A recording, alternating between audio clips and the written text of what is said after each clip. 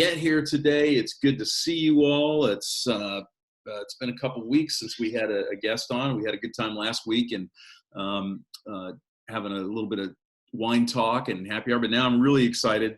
You get to see why I arguably have the greatest job on earth and more fun than any one person should be allowed to have. Today we have a very, very special guest.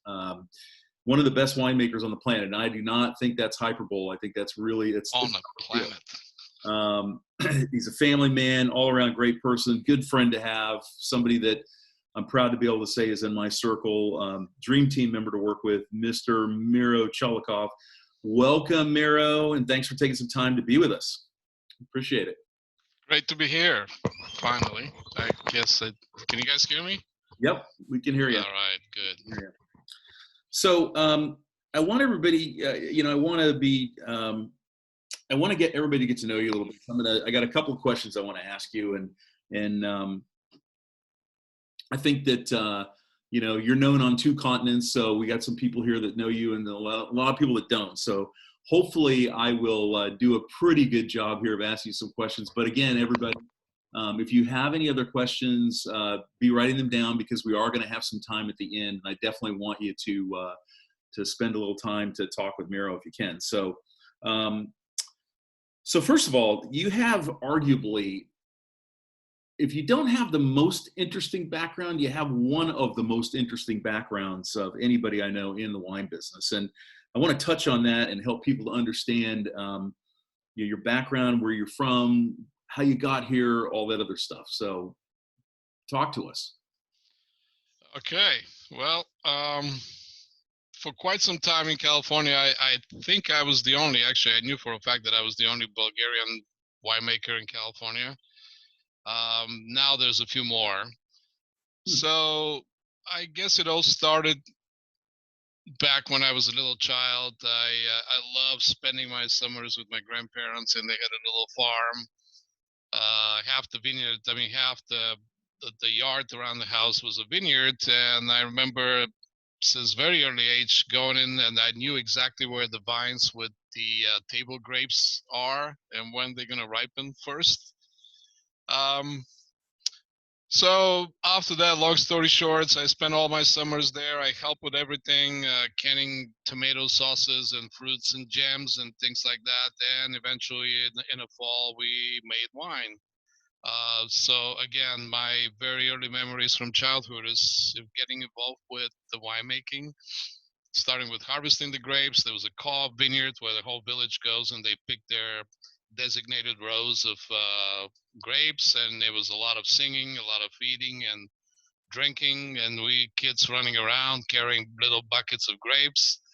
So then we harvest everything, bring it back to house, and then the real work begins. And they throw us on the back of a donkey cart lined up with tarp, and then we stomp the grapes, and the grown-ups will collect the juice in buckets, take it to the basement, dump it in the tanks.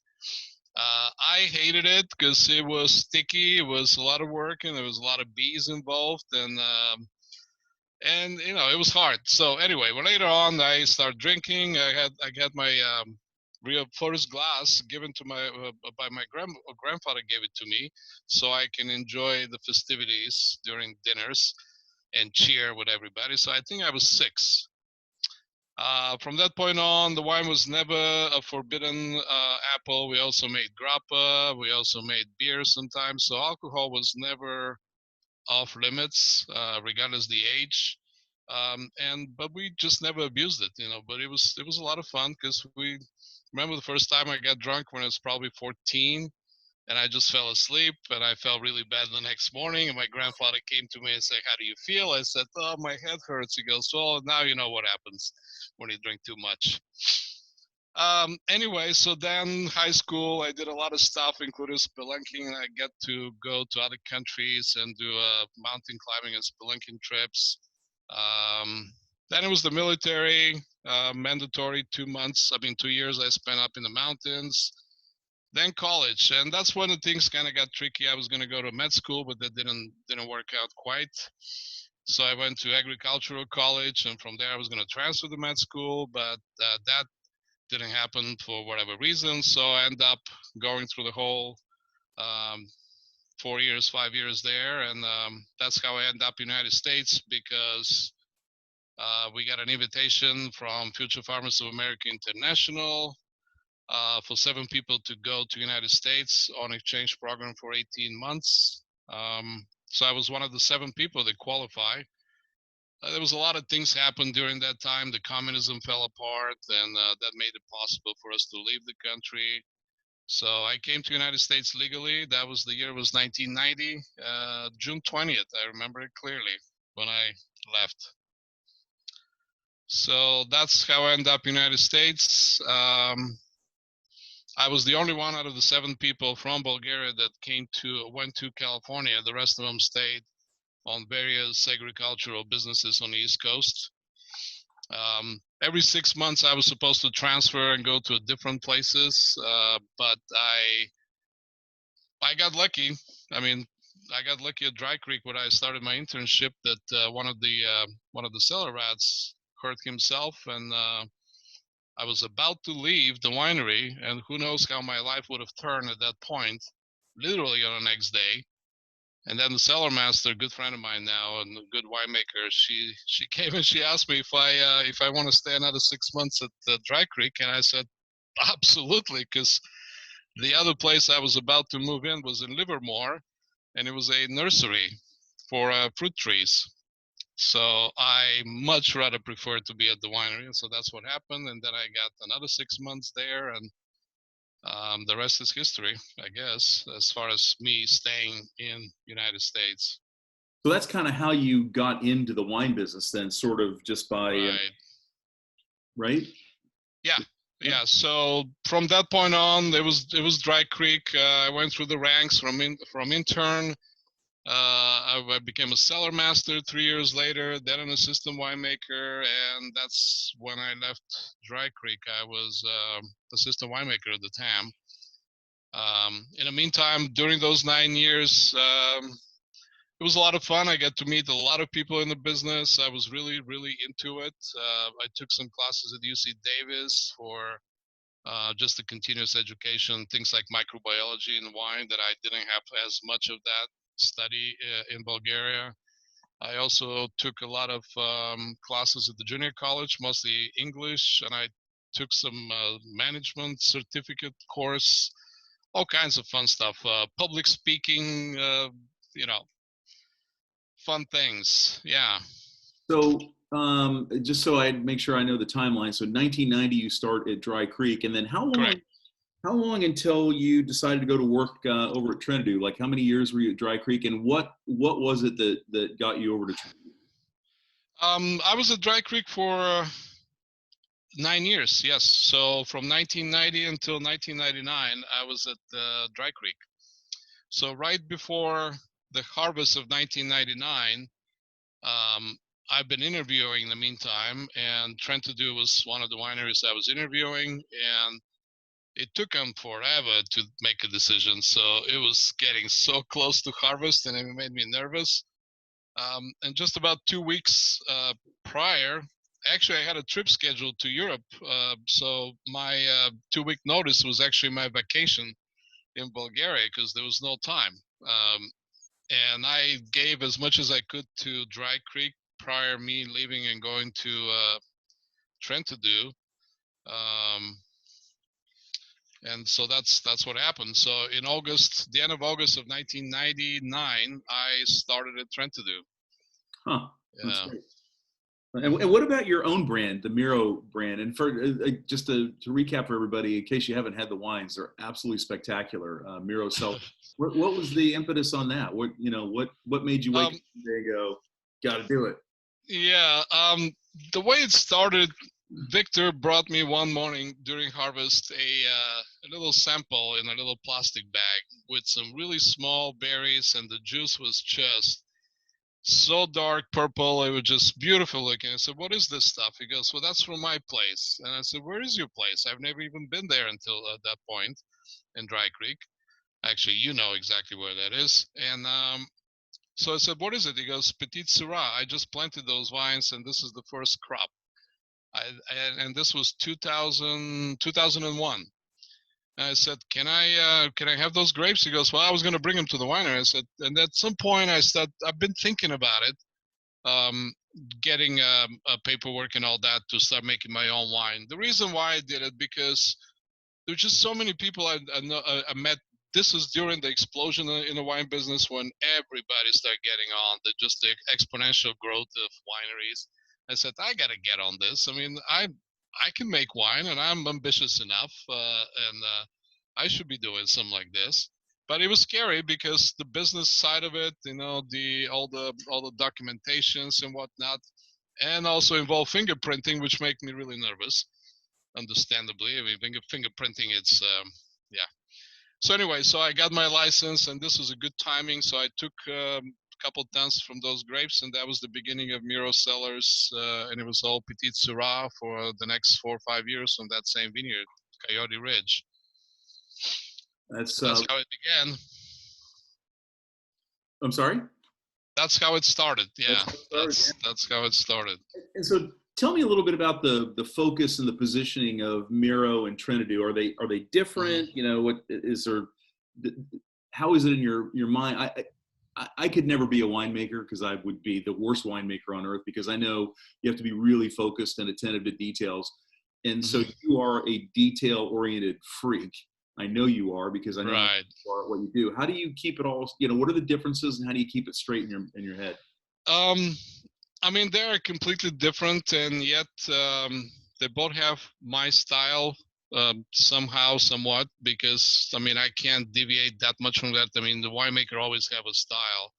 So in my head, mentally, Trentadue has always been easier for me to sell and market.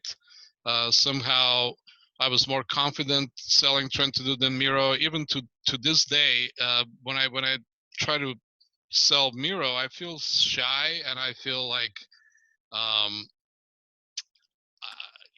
not very confident of the quality of my wines. Although I know they are, it just mentally, there's a little bit of a mental block there for me. So on one hand, Miro, it's more about my curiosity, opportunistic type of deal. Other vineyards, exploring other vineyards, using different type of grapes, taking more risks because it's my thing, it's my money. Where with Trentadue is more, it's solid, it's consistent, it's more serious, and a lot more responsibilities to the family, to their name. So their reputation is at stake. So I'm a lot more, how to say it. With Miro, it's more of not like a hobby, but it's more of a open playground to me, where Trentadue is serious. I don't know if that makes sense. It totally makes sense. Yeah. I would say to everybody, just to kind of, Miro finds some of the greatest vineyards and sources from there for his brands. And then at Trentadue, a lot of the vineyards they've been rolling since how long, Miro? The late 60s, 70s? The Trentadues? Yeah. Yeah, most of the vineyards. I mean, one of those vineyards was planted in 1896, so they did inherit when they bought the ranch. Yeah, but they themselves, the family, they've been in it since 1956. Yeah. Right. So interesting stuff. Great background. I mean, really, really, really fascinating and interesting. And I hope everybody gets a chance to, when this whole thing is over that we're going through right now, to get out there and you can go meet Miro and kind of see what he's talking about. But now I want to switch gears a little bit, because I want to get into one of your favorite topics, and that is the grapes. And I'm just going to feed this one up to you. This is what we call in baseball a high-hanging curveball for you to just smack right out of the park. Do you have a particular grape that you love to work with, and why? Back in college, we study about a lot of grapes, some indigenous varieties as well, a lot of international varieties that everybody grows all over the world. But when I came to California, I discovered for myself Zinfandel and Petit Syrah, and those two varieties were absolutely unknown to me. First, when I heard of them, I thought I skipped a class or I wasn't paying attention enough, but they were definitely not in our ampelography books. So I did fall in love with both of them, so much so that I later on in my career, I joined two massive organizations for a nonprofit for promoting both Zinfandel and Petit Syrah. And both of those I'm on the board of directors. One is called ZAP, Zinfandel Advocates and Producers. The other one is called PS I Love You, for Petit Syrah I Love You. To me, they were the epitome of California or United States even. You can make them in many styles, but mostly they're very expressive, big, bold wines with a lot of character that allow the winemaker to take it to degrees that just especially with Petit Syrah, actually both of them. So on one hand, I love these two varieties. The Zinfandel is a very difficult variety to deal with on any level, including the vineyards. I mean, a lot of people are talking about Pinot being the heartbreaking grape. And I know a lot of winemakers that make Pinot, and the first time they make Zinfandel, their eyes were like this big and going, what the hell is this about? How you guys deal with this grape? And it's very unpredictable from the vineyard all the way to fermenters. It can get stuck for no reason, so not finished fermentations and so forth and so forth. There's some varieties that I don't like as much that I actually work with. For instance, Petit Verdot, Barbera, or Mourvèdre even. I never understood what the appeal of Petit Verdot is, or at least I'd never had the chance to work with a vineyard that it made me go, wow. And even in Bordeaux, I'm not sure how much of Petit Verdot they're using. My guess is not very much. Malbec, on the other hand, it's a different story. I love that grape, and we planted some here at Trentadue, and it makes fantastic wine. We also had Petit Verdot, and I'm glad we pulled it out. So there. That's a, well, my experience with Petit Verdot, it's always been sort of monolithic. It doesn't really have any. Right. You use it for color, right? I mean, what else do you use? Exactly, and not that successful with that either, because it gets viruses, and then yeah, so that doesn't happen either most of the time. Right. And just quickly for anybody that's curious, it is planted in Bordeaux and it is used, but it's almost never more than about 2%, 1%, 2%, and it typically is used for color, believe it or not. So, okay, so moving on from there, what about terroir? Do you have any particular type of terroir that you just absolutely really love to work with? Like, is there any particular that you're going just like, oh my God, I'm so glad that we have this vineyard or I get to work with it? Yeah, I mean, terroir, it's kind of a El Dorado of it's very elusive. What I'm trying to say, it's and some people think that terroir is overrated, and what it comes down to, it's the health of the vines, the vineyard management. The soil does help, absolutely, especially when it's not adequate. But then we can make adjustments, right? We can add chemicals to the terroir to some success, to some level. So as being skeptical, I'm also very I appreciate it when I see it, when I experience it. And in some rare occasions, I think this is more rare than it happens more often. But terroir does come true and really shows off in a handful of spectacular vineyards all over the world. If you ask the academicians about terroir, if you take the soil side out of it and you just deal with the climate and the weather, that's something we can really control. The soil we can interfere with, although soil is really hard to make. It takes millions of years to make it. I mean, for Mother Nature to go through the process, but we can amend the soil part of the terroir quite successfully sometimes. On the other hand, to answer your questions, there are some spots on Trentadue, and after all these years at Trentadue, I kind of start getting a feel and sense of what the terroir is about. There are some soil types in Dry Creek and Alexander Valley. I really like those red volcanic type soils. They really make wines with a very good color expression and low pHs, which is a very good foundation to make wines with longevities and concentration. The Trentadue Terroir is really very universal.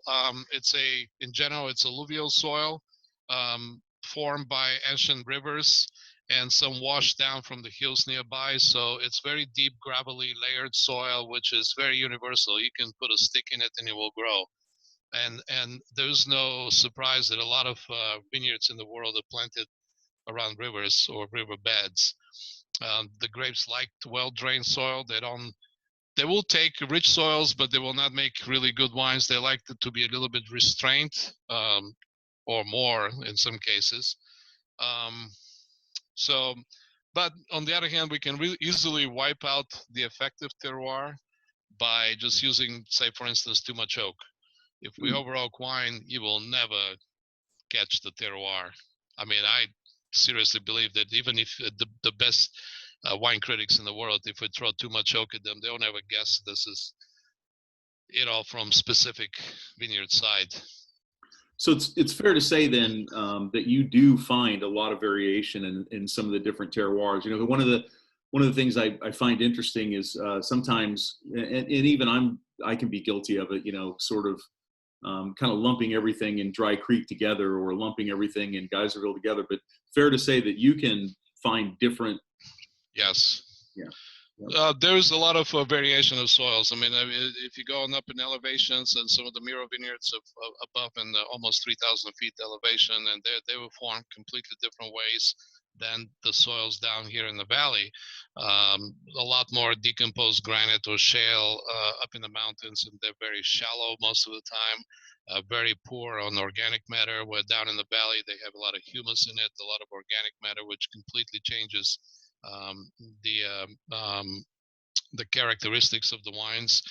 And then the temperature variations and all that stuff, all those part of the terroirs. Absolutely, I do appreciate all of that. And there are places which are consistent, and there must be the terroir aspect of it.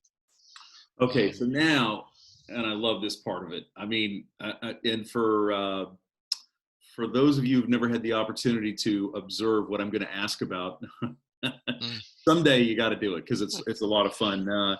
You get to spend a lot of time with. Do you get to spend a lot of time with vineyard owners and managers, and what is that like when you all are together making decisions together? Victor is standing right next to me, so I'm not sure. So now I have to change my answer completely because he just walked in. Oh, it's such a joy to work with Victor. Oh, it's so much fun. It's always a battle. It's always arm wrestling between the winemakers and the growers. No matter how well they work together, there's always going to be a point of conflict. And it has to be. That's how you come up with the good stuff, right? The question is who's going to stay alive after the conflict is resolved. So I've been trying to get more and more involved with the vineyards. Maybe I got bored with the winemaking side of it. But the truth is, if we have to continuously make things better, both in the vineyard and at the winery. And it's always an incremental tweaking, a little bit of tweak here and there in the vineyards. So the major point of conflict between winemakers and growers, it happens during harvest, right? Or maybe slightly before that, when you try to determine how much fruit is going to be left on the vines. Right. As a grower, you want to see those vines loaded. That's what makes the growers smile, and they just levitate off the ground when they see 10 tons to the acre. They go, and that's it. I've done my job. When the winemaker walks in, they levitate for different reasons. So they go, oh my God, what am I going to do with all that fruit?